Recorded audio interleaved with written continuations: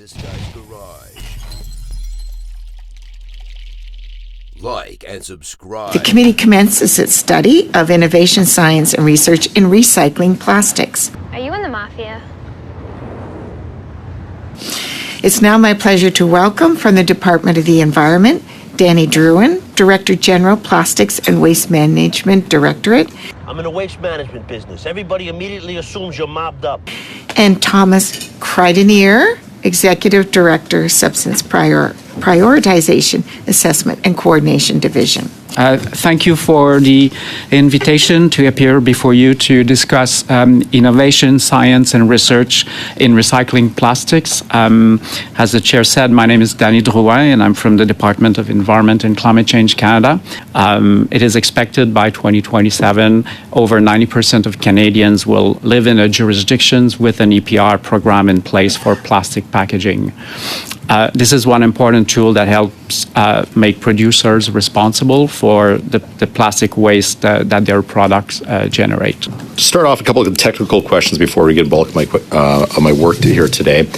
Can you please explain to the committee the key differences between something that is biodegradable and something that can break down through an industrial process? Yeah, so thanks for the question. It's an important one. The science shows that biodegradable products can break down and biodegrade in very specific conditions. Temperature, humidity, and those conditions are usually in an industrial setting. The problem that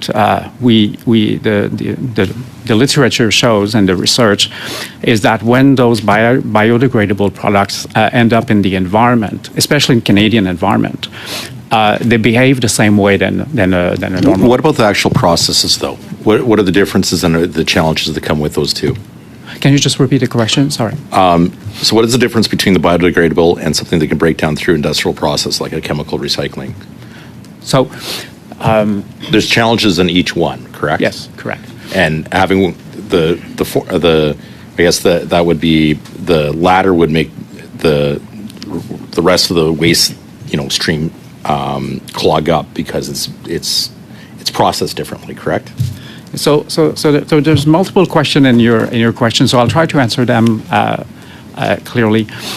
So first, when you refer to chemical recycling, there's multiple technologies that aims to break down the plastics. So from the polymer to the monomer, the individual resin, and then you can reintroduce this into a new product. So that is a process that is not called biodegradable, but it's chemical recycling. We're going to have to probably get some written responses on some other questions because I'm going to run out of time. Sorry. From a technical perspective, can you distinguish between virgin resin and chemical depolymerization from a building blocks perspective? I mean, I can provide you the details on the specific technology you referred to. When we talk about virgin resin, it's the extraction of the use of natural gas or other material that will create the new plastic resin that then is a building block to build any products in plastic. The depolymerization, I'll be able to give you a detailed response in writing as you kind of. All right. And what efforts is the government advancing to support chemical recycling? So chemical recycling is a technology that, in the context of a Canadian environment, will likely be needed because mechanical recycling alone will most likely not provide all of the capacity that is needed. So the industry is investing heavily in multiple technologies. And the federal government has supported either like science research or some circumstances the technology itself.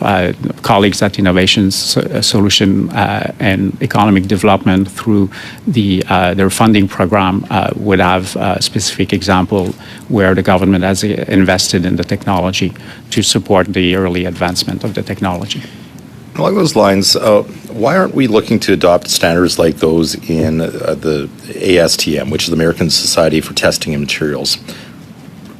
Can you explain why we wouldn't want to have these established standards that are linked to our largest trading partners? I mean, in general, when we look at any control measures or regulations in order to set up performance requirements, standards are usually something that is easy to incorporate in those control measures. So what they do allow is a clear understanding from the stakeholders, the businesses, of which standards apply to a control measure in order to demonstrate a performance. Why wouldn't we want the same standards as our largest trading partner? So usually in all our regulatory work, the harmonization with other jurisdictions, largest trading partners, but also sometimes those who are in advance, like the leaders across the world, or they are key input into our regulatory development. So because it leads to harmonization between countries. Thank you. If there's something quick you want him to send? Yes, just in a written response, what would happen to the cost of living if we didn't have the same standardization as the States? Would it increase or decrease our price of living on any object? And that could be in written form. Yes, you can send that in written form. Thank you so much. Is the problem with plastic, or is it with how consumers are utilizing the plastic? So it is somewhat unfair to put the problem on the shoulder of Canadians when, for example, it's very hard to understand what I buy and what can I do with this. Should it go in the garbage? Should it go into the recycle bin? Can be but reused? Just stop there for a moment. Like, if it goes in the garbage bin or the recycling bin, if plastic ultimately ends up right now in those two bins, they're not the ones that are causing problems in the environment, correct? So there's leakages across the recycling stream or the waste stream. So when you put something in your blue box, there's going to be wind and water, and so some of the bags, for example, will fall off from the truck. There'll be other linkages as well. And then when you get into the recycling facility, there's a lot of plastics around the recycling facilities because the bales are being kind of washed out by rain or wind. So at the end of the day... Sure. Here, but we can get back to it. But isn't that just we need better policies on transportation of the waste and handling at the waste sites? And wouldn't that fix the problem versus banning? So the transportation is one problem, but then there's a lack of sorting in the recycling facilities that end up something that you could have put in your blue bin that gets to that point, which they have trouble to sort, to separate where it should go, then it goes to landfill. So the big problem...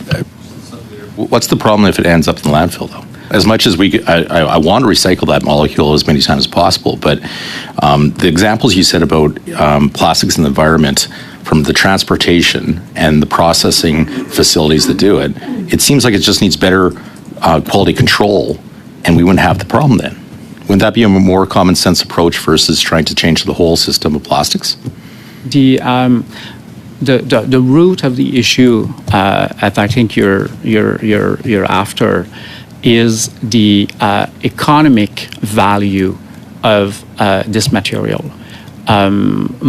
Higher the value is, more incentives for the industry to recycle it. And that's the purpose of the EPR program and the recycled content mandates, which will give more economic value to the recycled resin. So that is the most issue, the biggest issue we do face in a plastic economy.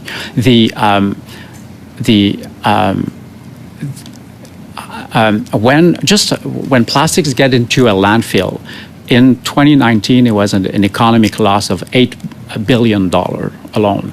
So it is there's a lot of opportunity in taking that 8 billion and making it back in the economy. And there's also pollution coming in landfills as well. You see birds and animals that will go into landfills and they can choke, if I can say, by ingesting pieces of plastics as examples. It appears that processes can be improved and that there's ways of minimizing the leakage into the environment. No one wants to see plastics out there. How did you come up with the 40,000 tons of plastics that are in the environment every year? Yeah, so this is from what the 40,000 is an estimation of what is not recycled, what doesn't go into the landfill, and then the residual that is being validated. But without everything in the landfill, there's no way of knowing that that's accurate, because another concerning statement that, for me at least, is you said that there's plastics everywhere, that everywhere you look in Canada there's plastics, and that's not the case. If you want to see plastic pollution, if there's pictures on the internet of oceans and blobs of plastic, which is a problem, that is plastic that is a problem, versus I don't see plastic in our environment everywhere you look. And it kind of casts doubt on the 40,000 tons number, because I don't think everyone who goes to the beach this weekend is going to see plastics littered everywhere. It is a problem, and we should be addressing those problems. I think that there's some issues with municipalities deciding to remove garbage cans, recycling facility, or depots throughout the country, which is causing people to litter or not have another solution. So I know my time is almost up. I am very encouraged with some of the testimony that I heard today. I think we should be working towards making Canada a superpower of plastics recycling. And to your point, there's a lot of value still in the material that we're putting in the ground. Just one last class on the plastics in the ocean. The majority is ghost gear, correct? There's also a lot of microplastics. But the majority of the weight. That's what there's different studies out there. Maybe a written answer, because we're quite a bit over now on that. Okay, so a written answer would be great. You'd mentioned the registry, the plastics registry. I was just curious, is there an estimation how much that's going to cost to operate the plastics registry on an annual basis? The registry is being built currently. The IMIT platform is currently being built. So I don't have the cost of that registry currently.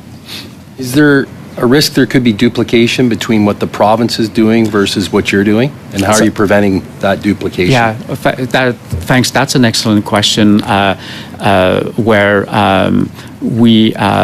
we have had discussions with the provinces that do have registries in place, and there's two ways that we have looked at to reduce that potential of duplication. One was to, as much as possible, follow the CCME guidance that we have collectively. So we're first harmonized. I'm going to run out of time. So you're working on. Last question is, Amazon, Canadian Tire, Walmart, all these companies, they bring stuff from China. It's wrapped in cardboard, packaged in styrofoam. There's plastic all over it. At what point do you bring them in for a conversation to be part of this and to say, you guys have to stop. If you're going to keep bringing this stuff in, you have to start meeting some targets to reduce what's on your shelves and the packaging that it's brought in. Where's that at? Yeah. Another way that we've reduced duplication is to allow for bulk uploading from a provincial registry to the federal registry to reduce the administrative burden. The marketplace, the e-commerce are covered by the plastics registry, so they will need to report on the amount of plastics they put on the market. Have you had talks with companies like Amazon and Canadian Tire and Walmart and these companies that export everything on what their numbers look like? Do you know what their numbers are currently for plastic? I mean, this is what the registry will give us, because that will be their own data. Because I know I go to the dump and I do dump runs, and I'll tell you, when you go and look there, it's plastic chairs, it's plastic toys, it's all the, I won't call it junk, but all the stuff you see on the shelves in the spring is what ends up in the landfill in the fall. And that's just a reality. Thank you very much.